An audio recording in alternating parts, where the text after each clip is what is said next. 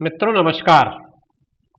आज जो वीडियो हम देखने जा रहे हैं वो छत्तीसगढ़ के सामान्य ज्ञान पर आधारित है। कुल मिलाकर के जो इसका ऑब्जेक्टिव है वो छत्तीसगढ़ की कुछ प्रमुख बातों को लेकर आपसे चर्चा करने का है।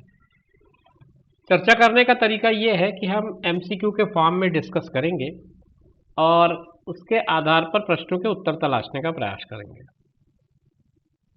दोस्तों नमस्कार, आप देख रहे हैं जीरो पीरियड। जीरो पीरियड में इस वीडियो में हम लोग जो सीजीपीएससी यानी कि छत्तीसगढ़ लोक सेवा आयोग के द्वारा प्यून की वैकेंसी निकाली गई है उसकी परीक्षा की तैयारी के बारे में कुछ महत्वपूर्ण सवालों पर बात करेंगे।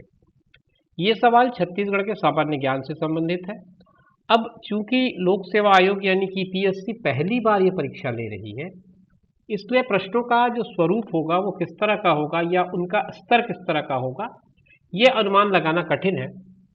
परंतु इतना तय है कि जो इसमें रिक्वायर्ड क्वालिफिकेशन है वो 10th पास है, तो उस हिसाब 10th पास या 8th पास है, तो उस हिसाब से स्टैंडर्ड हम 10th और 8th के आसपास का ही स्टडी करने का प्रयास करेंगे। बहुत ज़्यादा उस पर अपर लेवल पे नहीं जाएंगे। तो जो प्रश्नों के स्तर हैं आप इसके आसपास की तैयारी करें, ये ज़्यादा आपके लिए फायदेमंद होगा। बहुत ज़्यादा आपको डीप में जाने की ज़रूरत मेरे ख्याल से इससे नहीं है। शुरू करते हैं आज की वीडियो पहले सवाल से। पहला सवाल है, छत्तीसगढ़ में खूंटा घाट डैम किस नदी पर बना है? आपको यह बताना है कि खूंटा घाट डैम जो है वो किस नदी पर बना है। चार ऑप्शन है आपके पास, महानदी ए, शिवनाथ बी, अरपात सी और डी खारंग। आपने अगर चारों ऑप्शन पे नज़र डाला होगा तो आपको ये क्लियर हो गया होगा कि आपका ऑप्शन डी जो है वो करेक्ट ऑप्शन है। खारंग नदी इसका ऑप्शन करेक्ट है। अगर आप थोड़ा ऐतिहासिक तथ्य जानना चाहें तो खूंटा घाट का जो डैम है वो बना है 1920-30 के आसपास और एक बड़ा इलाका इसमें कवर किया गया है। और एक महत्वपूर्ण बात इसकी ये है कि जब इसका निर्माण किया गया तो जो डुबान क्षेत्र था, डुबान क्षेत्र में जंगल जैसे थे और उस जंगल में बहुत सारे पेड़ थे। उन पेड़ों को काटा नहीं गया,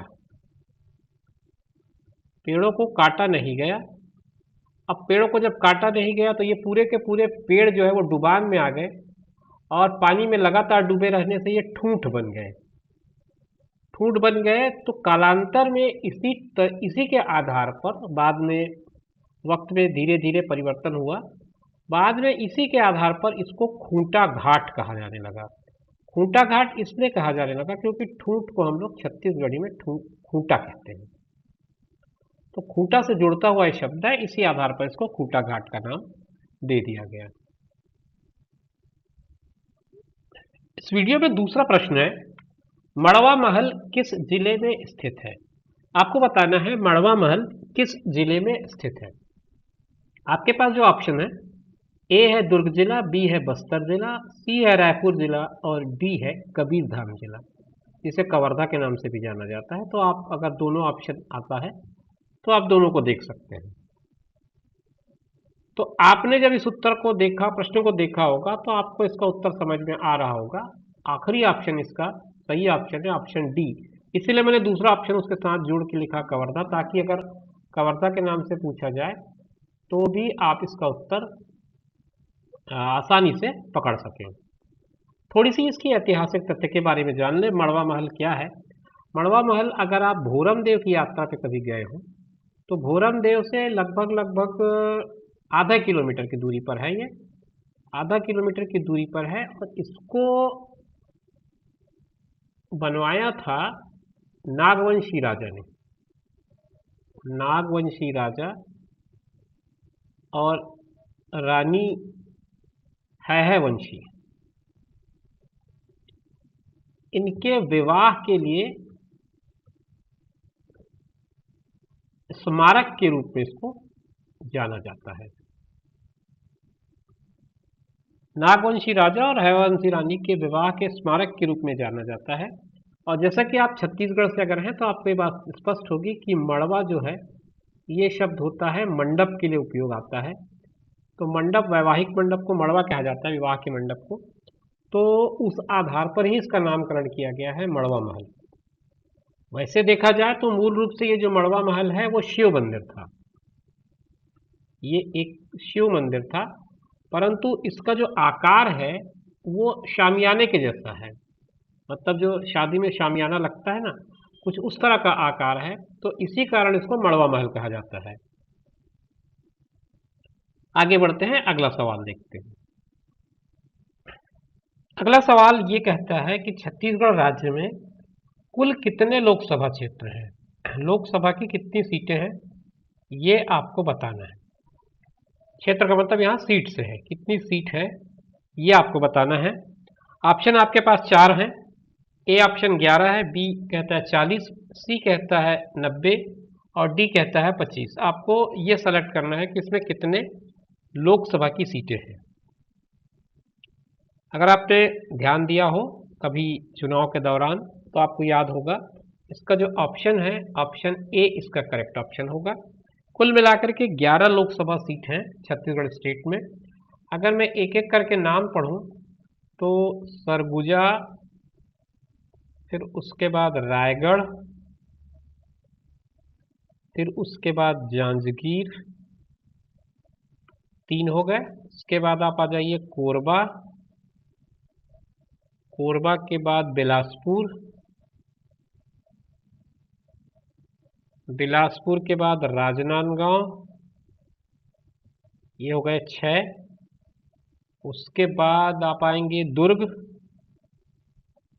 दुर्ग के बाद रायपुर, रायपुर के बाद महासमुंद,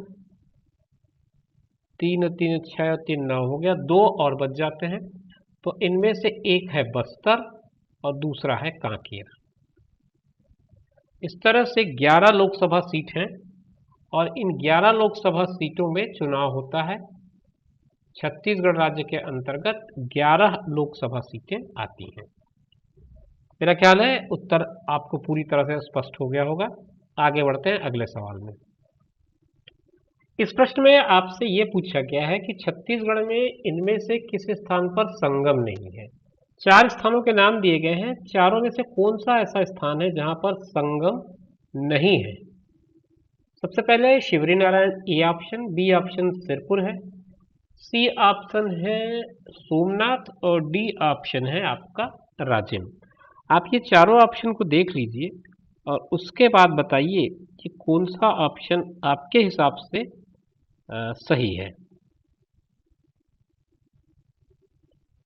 थोड़ा समय लग सकता है आपको सोचने में, क्योंकि ये जो स्थान है वो कुछ ऐसे हैं जो आसपास हैं और आपके लिए थोड़ी दिक्कत हो सकती है।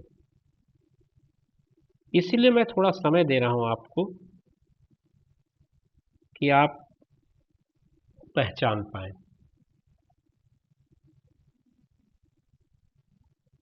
चलिए बात कर लेते हैं एक एक करके सब स्थानों की। शिवरी नारायण इसका सही उत्तर नहीं हो सकता, क्योंकि शिवरी नारायण में संगम है। शिवरी नारायण कहाँ पर है? जांजगीर चांपा जिले पर है। ये जांजगीर चांपा जिले में स्थित है और यहाँ पर 3 नदियों का त्रिवेणी संगम है। महानदी है, महानदी के अलावा शिवनाथ और एक और नदी है जूंक। ये 3 नदियों का संगम यहाँ पर होता है शिवरी नारायण में। बी ऑप्शन इसका करेक्ट ऑप्शन है, मैं इस पर बाद में आऊंगा। पहले सी ऑप्शन भी देख लेते हैं। सी ऑप्शन है आपका सोमनाथ, ये रायपुर जिले में है। रायपुर जिला में सिमगा के पास है ये, और यहाँ पर खारून नदी और शिवनाथ नदी, ये 2 नदियों का संगम है। तो इस हिसाब से ये भी एक संगम का स्थान है। और राजिम को तो आप भली भांति जानते हैं कि गरियाबंद जिले में है और यहाँ पर 3 नदियों का संगम है, जिनमें महानदी है, उसके अलावा पैरी है और सोंढूर है। ये 3 नदियां आकर के यहाँ पर मिलती हैं।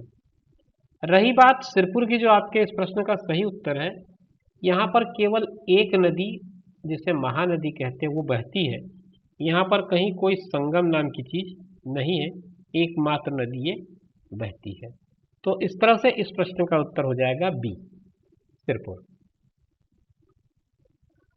दोस्तों, अगर इस तरह के प्रश्नों की आप तैयारी करते हैं तो ये आपके लिए एक अच्छा मौका होगा परीक्षा में पास करने का, परीक्षा में अपने अंक लाने का। हम इसी तरह के और प्रश्नों को लेकर आपके साथ मिलते रहेंगे, बात करते रहेंगे।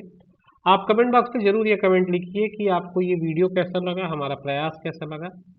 आपके कमेंट्स के आधार पर ही आगे की वीडियोस हम बना पाएंगे, क्योंकि जो इसका सिलेबस है उसमें गणित भी है, उसमें विज्ञान भी है, उसमें हिंदी भी है। तो बहुत सारे और फैक्टर्स हैं, उस पर भी कुछ वीडियोस हम बनाएंगे ताकि आपकी तैयारी में हम आपकी मदद कर पाए।